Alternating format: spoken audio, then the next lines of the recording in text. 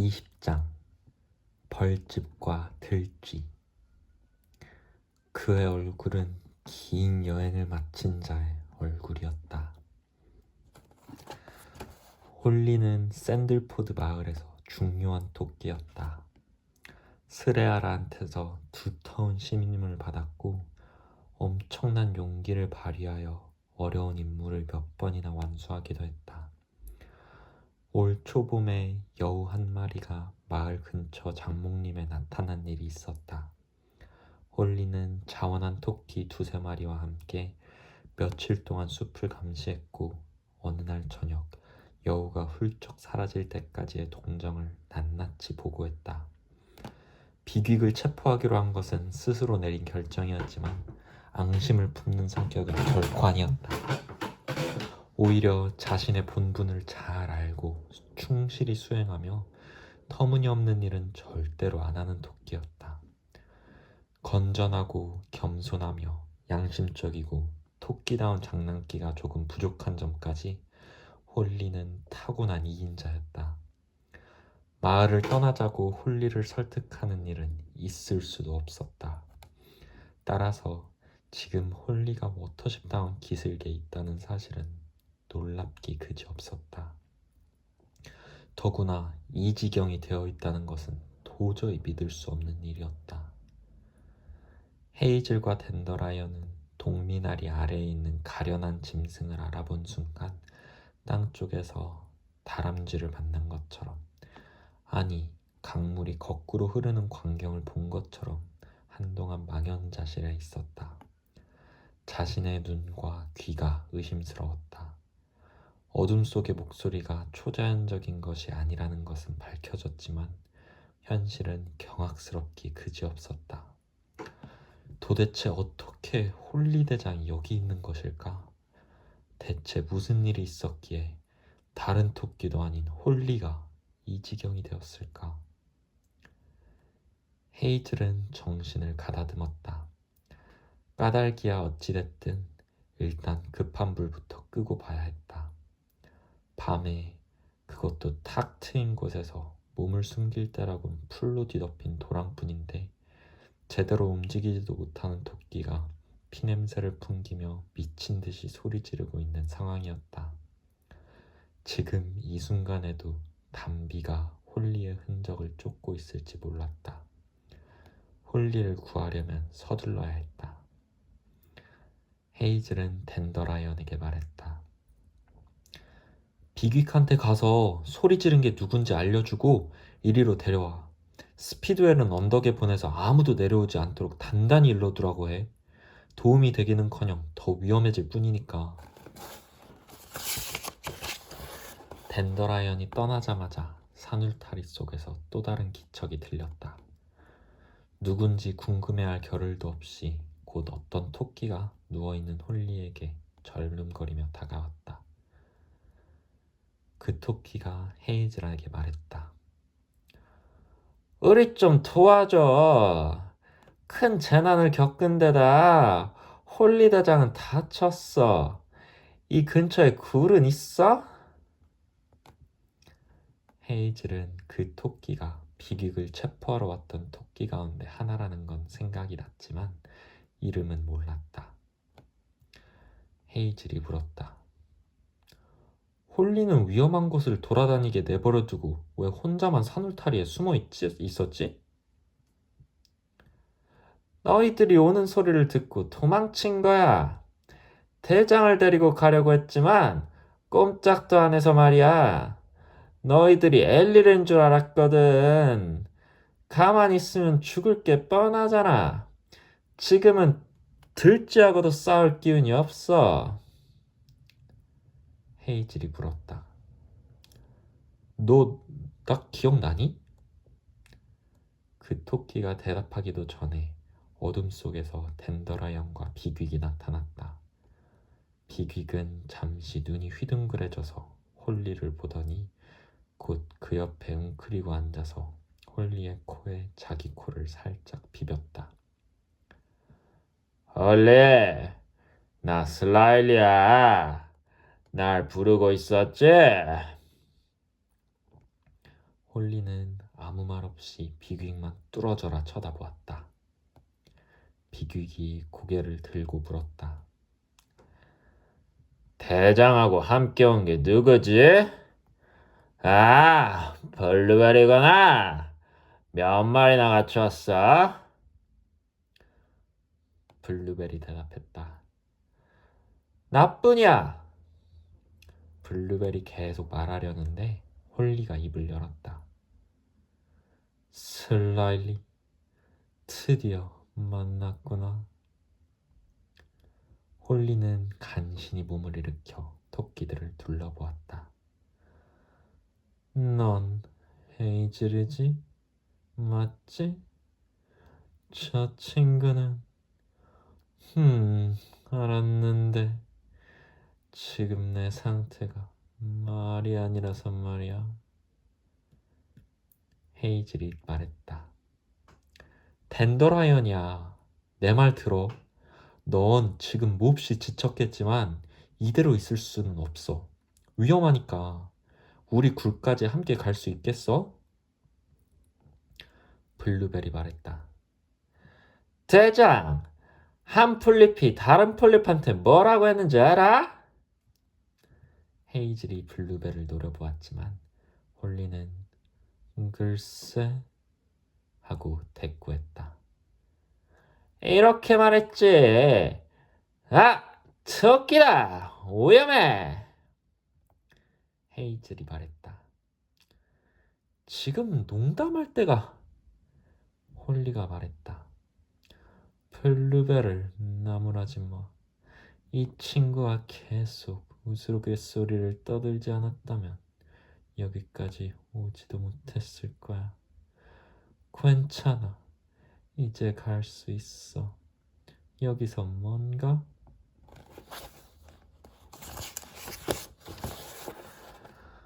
별로 안 멀어. 하지만 헤이즐은 홀리가 도저히 마을까지 가지 못할 거라고 생각했다. 언덕을 오르는 데는 시간이 많이 걸렸다. 헤이즐은 일행을 나누어 비퀵과 댄더라이언에게 양쪽을 지키게 하고 자기는 홀리와 블루벨을 데리고 갔다. 홀리가 서너 번도 넘게 쉬자 헤이즐은 두려움에 떨며 가까스로 짜증을 눌렀다. 아래쪽 지평선 위로 둥근 달이 떠올라 점점 밝게 빛나자 헤이즐은 참다 못해 홀리한테 빨리 걸으라고 사정했다. 그 사이에 하얀 달빛 속에서 핍킨이 마중하러 내려왔다. 헤이즐은 엄하게 나무랐다. 뭐 하는 거야? 스피드웰한테 아무도 내려오지 말라고 했는데. 핍킨이 말했다. 스피드웰 잘못이 아니야. 강 건널 때 헤이즐 네가 날 지켜주었으니까 나도 널 찾으러 나온 거야. 그리고 바로 굴 앞이잖아. 그런데 정말로 홀리 대장을 찾은 거야. 비퀵과 댄더라이언이 다가왔다. 비퀵이 말했다. 이렇게 하자. 홀리와 블루벨은 오랫동안 푹 쉬어야 해. 핍킨하고 댄더라이언들아 둘을 빈 굴에 데려다주고 당분간 함께 지내라고 하자. 홀리와 블루벨이 나을 때까지 우리는 떨어져 있는 게 좋겠어. 헤이즐이 말했다. 그래, 그게 좋겠다. 나도 지금 너랑 같이 올라갈게. 헤이즐과 비퀵은 곧 산사나무들 앞에 도착했다. 토끼들은 모두 땅 위로 올라와서 소곤대며 기다리고 있었다. 비퀵이 누가 묻기도 전에 앞질러 말했다. 조용! 맞아. 홀리 대장이야. 블루벨도 같이 왔어. 이렇게 둘뿐이야. 둘 다 상태가 좋지 않으니까 귀찮게 하면 안 돼. 당분간 이 굴에서 지낼 거야. 난 지금 다른 글로 들어갈 테니까 너희도 생각 있는 토끼라면 그렇게 해줘.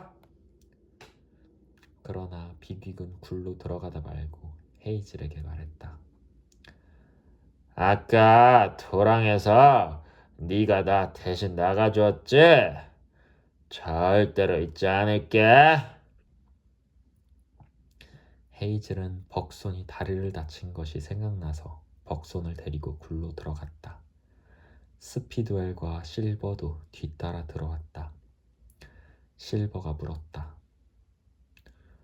헤이즐, 어떻게 된 거야? 무척 안 좋은 일이 있었던 게 분명해.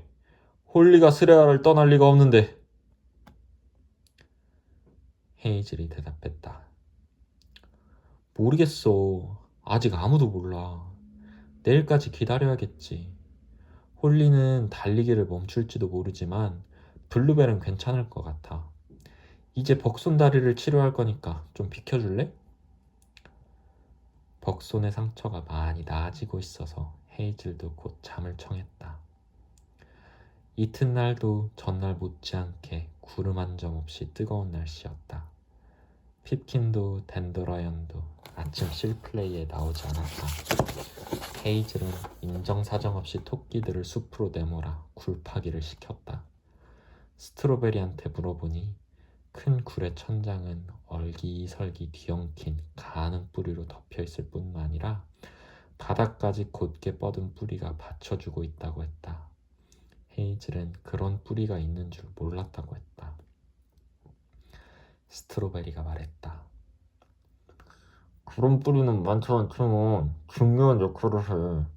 무게를 많이 받쳐주니까. 그 뿌리들 없으면 큰 비가 내린 뒤에 천장이 무너지고 말 거예요. 비바람이 몰아치는 밤이면 위쪽의 흙이 더 무거워지는 게 느껴지지만 위험한 적은 없었어. 헤이즐과 비빅은 스트로베리와 함께 땅속으로 들어갔다. 새 마을은 일단 너도맘나무 뿌리 사이를 파서 만들었다. 아직은 입구가 하나뿐인 좁고 울퉁불퉁한 동굴에 지나지 않았다. 셋은 뿌리 사이를 파내어 굴을 넓히고 숲속으로 나갈 수 있는 굴길을 만들려고 위쪽으로 굴을 팠다. 조금 뒤 스트로베리가 굴을 파다 말고 뿌리 사이를 돌아다니면 냄새를 맡기도 하고 뿌리를 깨물기도 하고 앞발로 흙을 부지런히 파내기도 했다. 헤이즐은 스트로베리가 피곤하니까 바쁘게 일하는 척하면서 쉬나 보다고 생각했다. 그런데 잠시 뒤 스트로베리가 돌아와서 제안할 게 있다고 했다. 현재 이런 상황이야. 이 위에는 튼튼한 뿌리가 넓게 뻗어 있지 않아. 그 큰 굴에는 운 좋게도 그런 뿌리가 있었지만 여긴 그만한 게 없을 거야. 그래도 여기 있는 것을 잘 이용하면 분명 멋진 굴을 만들 수 있어. 블랙베리가 굴길을 내려오다가 스트로베리의 이야기를 듣고 물었다. 여기 있는 거라니? 굵은 풀이 서너 개고 천장으로서부터 굳게 내리뻗어 있어. 큰 굴보다 많은 거지. 뿌리 근처에 흙만 파내고 뿌리는 그대로 남겨두는 게 좋아. 뿌리를 갉아서 끊어버리면 안 돼. 어쨌든 큰 굴을 갖고 싶다면 그렇게 해야 해. 그럼 우리가 만든 큰 굴은 이 굵은 뿌리들로 가득 차게 되잖아. 헤이즐인 저기 실망스러웠다. 스트로베리가 말했다. 그렇긴 해. 하지만 뿌리가 있다고 나쁠 건 없어. 뿌리 사이로 들락거릴 수도 있고 서로 말하고 이야기를 듣는데 방해가 되지도 않으니까. 오히려 뿌리 덕분에 굴 안이 더 따뜻하고 위에서 나는 소리도 더 잘 들리고 이런 점은 언젠가 쓸모가 있을지도 모른다고. 헤이즐 일행이 벌집이라고 부르는 굴을 파는 데는 스트로베리의 공이 컸다. 헤이즐은 굴 파는 토끼들을 꾸리는 일만 하고 실제 주인은 스트로베리한테 맡겼다. 작업은 교대로 계속되었고 쉴 차례가 되면 토끼들은 땅 위로 나가 놀거나 햇볕을 쬐었다. 온종일 언덕은 시끄러운 소리나 인간 트랙터, 가축대의 방해를 받지 않아 고적했다. 그것을 본 토끼들은 파이버의 예지가 얼마나 큰 선물을 가져다 주었는지 더욱 가슴 깊이 느꼈다. 늦은 오후가 되자 큰 구름 모양새를 갖추기 시작했다. 북쪽 끝은 너도밤나무 뿌리가 기둥처럼 불규칙하게 늘어선 복도 모양이었다. 그곳을 지나면 좀 더 트인 중심 공간이 나왔다. 그리고 그 너머 기둥뿌리가 없는 남쪽 끝은 스트로베리가 흙을 몇 군데 그대로 남겨두게 하여 서너 칸으로 나누어 놓았다. 이것들은 점점 좁아져 천장이 낮은 굴길이 되었고 이 굴길들은 잠자는 굴로 통했다. 헤이즐은 굴파기의 성과를 자기 눈으로 확인하고는 더욱 흐뭇해하며 실버와 나란히 굴길 입구에 앉아 있었다. 갑자기 매다! 매! 라는 뜻의 발구르기 경보가 들려오자 밖에 나가 있던 토끼들이 숨을 곳을 찾아 잽싸게 도망쳤다. 헤이즐은 안전한 곳에 있었기 때문에 그대로 앉아 숲 그림자 너머 햇빛이 드는 풀밭을 바라보고 있었다. 황조롱이가 미끄러지듯 날아와 까만 꽁지를 구부리고 뾰족한 날개를 빠르게 파닥이며 언덕을 살폈다. 헤이즐은 황조롱이가 더 낮게 내려와 멈추어 선 채 날갯짓하는 모습을 지켜보며 말했다. 저것이 과연 우리를 공격할까? 그러기엔 너무 작지 않아? 실버가 대답했다. 그럴지도 모르지. 하지만 그렇더라도 너 같으면 지금 밖에 나가서 풀을 뜯고 싶겠냐? 뒤에서 떠올라오던 비귀기 말했다. 난 저런 엘릴한테 맞서보고 싶어. 우린 무서워하는 엘릴이 너무 많아. 그래도 하늘에서 공격해오는 새는 좀 무리겠지? 더구나 날쌔게 덮쳐오는 놈은 말이야. 갑자기 덮치면 덩치 큰 토끼도 당해내지 못할 거야. 실버가 불쑥 말했다. 저 들쥐 보여? 봐, 저기 가엾은 것. 숨을 곳 하나 없는 풀밭에 들쥐가 있었다. 어찌할 바를 모르는 걸 보니 자기네 굴에서 멀리 나온 게 분명했다. 아직 황조롱이 그림자가 머리 위로 지나가지는 않았지만 토끼들이 삽시간에 사라지자 불안해서 땅바닥에 납작 엎드려 주위를 두리번거리며 어쩔 줄 몰라 했다. 황조롱이는 아직 들쥐를 발견하지 못했지만 들쥐가 움직였다 하면 바로 들킬 게 뻔했다. 비귀기 차갑게 말했다. 잡히는 건 시간 문제군. 그때 헤이즐은 충동적으로 둔덕을 뛰어내려가 훤히 트인 풀밭으로 조금 들어갔다. 들쥐는 토끼어를 쓰지 않지만 산울타리나 산림지대에는 아주 간단한 공통어가 있었다. 헤이즐은 그것을 사용했다. 뛰어! 이쪽! 빨리! 들쥐는 헤이즐을 쳐다보았지만 움직이지는 않았다. 헤이즐이 다시 말하자 들쥐가 헤이즐 쪽으로 급하게 달려왔다. 그 순간 황조롱이가 획 돌아서 비스듬히 아래쪽으로 날아왔다. 헤이즐은 부랴부랴 굴로 돌아왔다. 밖을 내다보니 들쥐가 따라오고 있었다. 둔덕 밑에 이르러 땅바닥에 떨어진 잔가지를 넘어 허겁지겁 달려왔다. 푸른 잎이 두세 장 달린 잔가지였는데 뒤집히면서 나뭇잎 하나가 나무 사이로 비치는 햇살을 받아 반짝 빛났다. 곧이어 황조롱이가 비스듬히 날아 내려오다가 날개를 접고 급강하했다. 굴 입구에 있던 헤이즐이 안쪽으로 폴짝 물러나기도 전에 들쥐가 헤이즐의 앞발 사이로 뛰어들어 뒷다리 사이에 찰싹 엎드렸다. 그 순간 황조롱이가 날카로운 부리와 발톱을 세우고서 마치 태푸알처럼 무서운 속도로 굴 바로 앞까지 달려들었다. 황조롱이는 사납게 퍼덕거렸다. 한순간 왕방울만한 검은 눈이 굴 속을 빤히 들여다보았다. 그러더니 바로 날아가 버렸다. 헤이즐은 순식간에 코앞으로 달려드는 황조롱이 기세에 잔뜩 겁을 먹고 뒤로 펄쩍 물러나다가 실버와 부딪혀 나동그라졌다. 둘은 말없이 일어났다. 실버가 비퀵을 돌아보며 말했다. 저런 놈한테 맞서보고 싶다고. 그때는 나한테 알려줘. 꼭 가서 구경해 줄 테니까. 비퀵이 말했다. 헤이즐, 넌 바보짓 할 녀석이 아닌데 무슨 이득이 있다고 그런 거야? 두더지나 뾰족띠지가 미쳐 땅속에 숨지 못할 때마다 구해줄 작정이야? 들쥐는 꼼짝도 하지 않았다. 여전히 굴 입구 바로 안쪽에서 웅크리고 있었는데 토끼들 머리와 같은 높이에 있어서 역광을 받아 몸의 윤곽이 그대로 드러났다. 헤이즐은 들쥐가 자기를 지켜보고 있음을 알았다. 헤이즐이 말했다. 매는 아직 안 갔을 거야.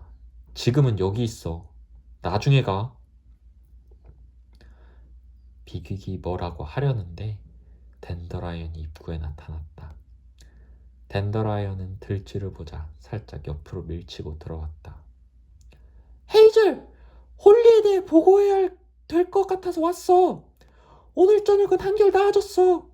하지만 어젯밤엔 어찌나 괴로워하던지 우리도 무척 힘들었어. 잠이 드는가 싶으면 흠칫 깨어나서 울부짖는 거야. 미친 게 아닌가 싶더라고.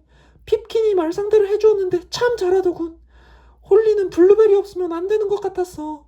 블루베리는 쉴 새 없이 농담을 해댔지. 새벽에는 홀리도 우리도 완전히 녹초가 되었어. 그러고는 하루 종일 잤지. 홀리는 오늘 오후에 일어난 뒤로는 웬만큼 정신이 들었는지 실플레이를 하러 나갔어. 오늘 밤엔 너나 다른 토끼들이 어디에 있을 거냐고 홀리가 묻기에 너한테 물어보러 온 거야. 비퀵이 물었다. 그럼 이젠 홀리하고 얘기해도 괜찮은 거야? 응, 아마도. 홀리한테는 그게 가장 좋을 것 같아. 우리랑 함께 있으면 어젯밤처럼 그렇게 괴로워하진 않을 거야. 실버가 물었다.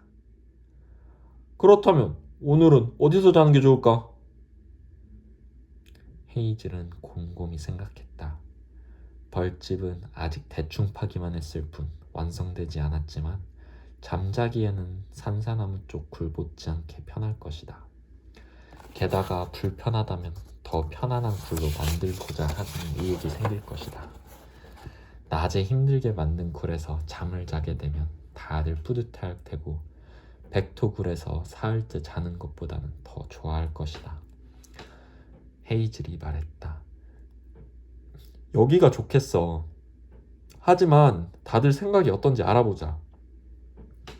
댄더라이언이 물었다. 이 들쥐는 왜 여기 있는 거야? 헤이즐이 자초지종을 들려주자 댄더라이언도 비퀵처럼 어리둥절해했다. 헤이즐이 말했다. 사실 딱히 이유가 있어서 구하러 나간 건 아니야. 하지만 지금은 좋은 생각이 났어. 나중에 자세히 말해줄게. 우선은 비퀵하고 같이 홀리한테 가서 얘기를 해봐야겠어.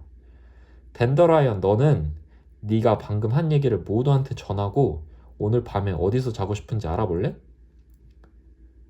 홀리는 댄더라이언이 처음 언덕에 올랐을 때 주위를 둘러보던 개미뚝 근처 풀밭에서 블루벨과 핍킨과 함께 있었다.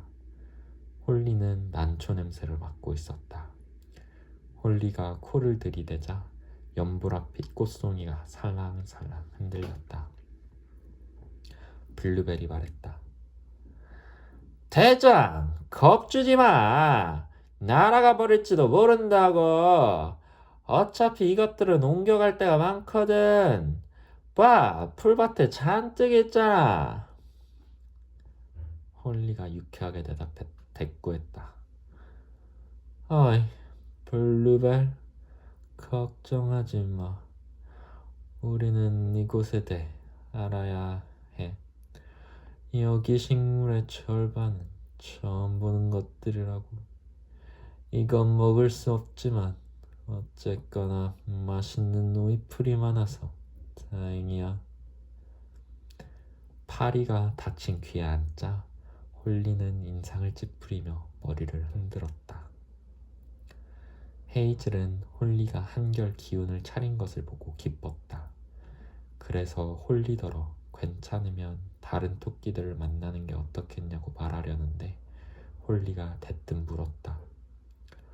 너희들은 수가 많니? 비극이 말했다. 하라야. 함께 마을을 떠난 친구들은 다 살아있나? 헤이즐이 자랑스럽게 대답했다. 그럼. 아무도 다치지 않고? 응.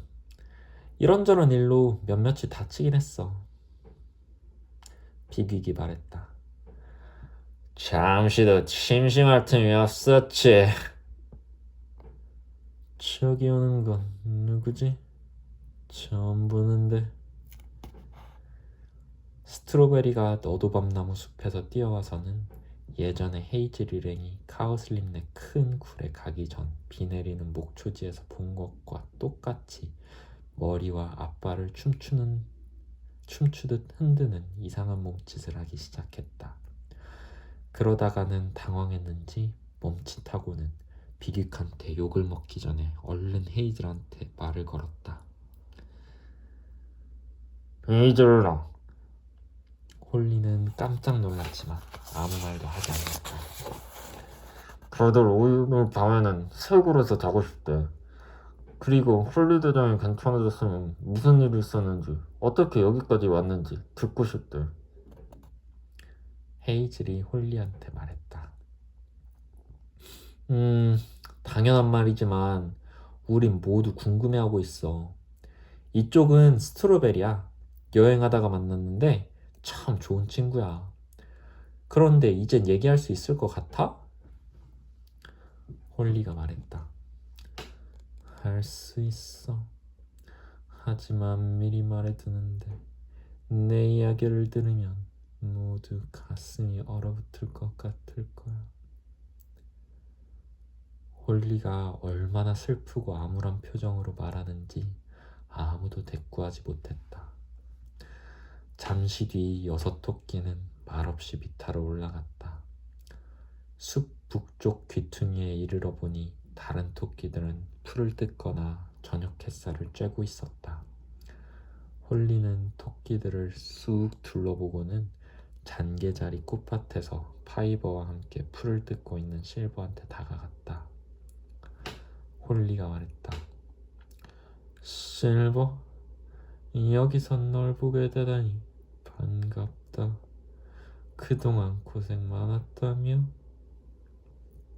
실버가 대답했다. 쉽진 않았지. 헤이즐이 훌륭하게 이끌고 왔고 여기 파이버 덕도 톡톡히 봤어. 홀리는 파이버를 돌아보며 말했다. 네 얘긴 들었어. 그 일을 예견했던 토끼구나. 네가 스라라한테 알려주러 왔었지? 파이버가 말했다.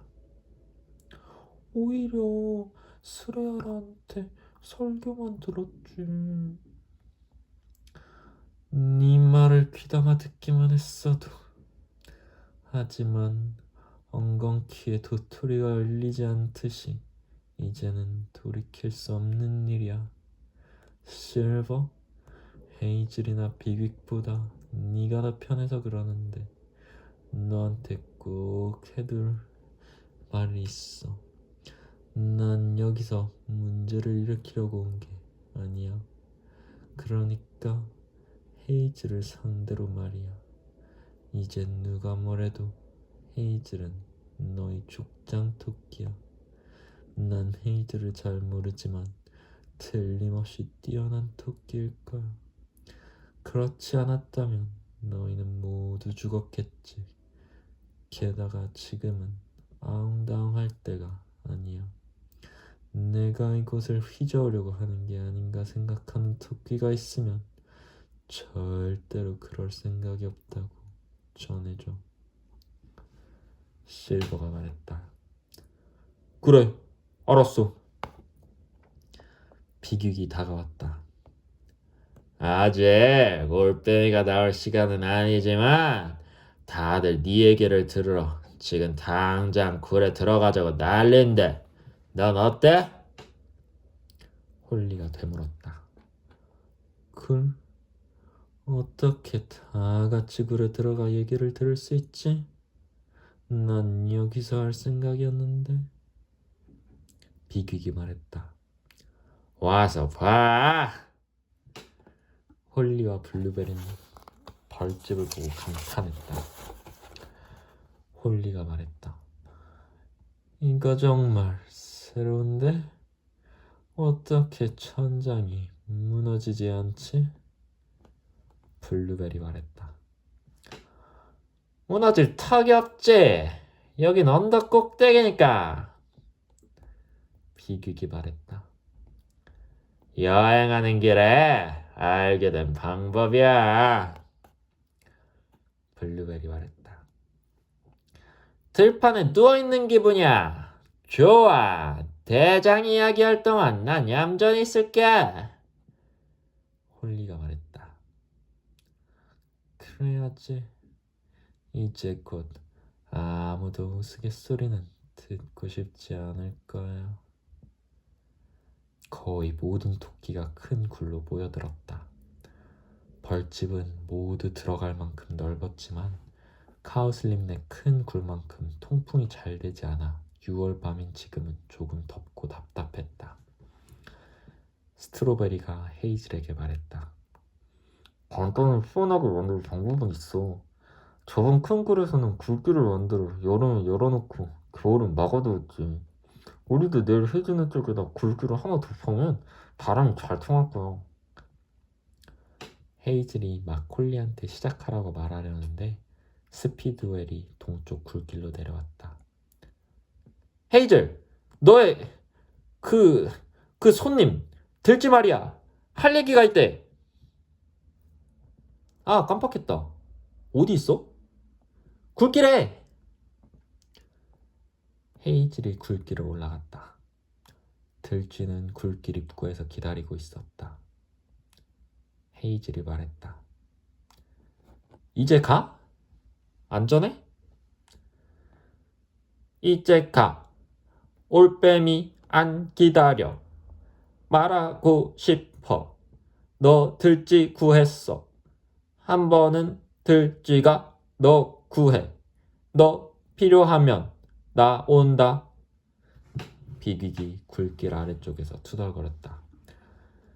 맙소사. 형제자매 모두 다 끌고 오겠군. 여긴 들쥐들이 득실들이게 될걸. 헤이즐, 들쥐들한테 굴 한두 개 좀 파달라고 하지 그래? 헤이즐은 들쥐가 긴 풀숲 속으로 사라지는 것을 지켜보았다. 그러고 나서 벌집으로 돌아와 방금 이야기를 시작한 홀리 옆에 앉았다.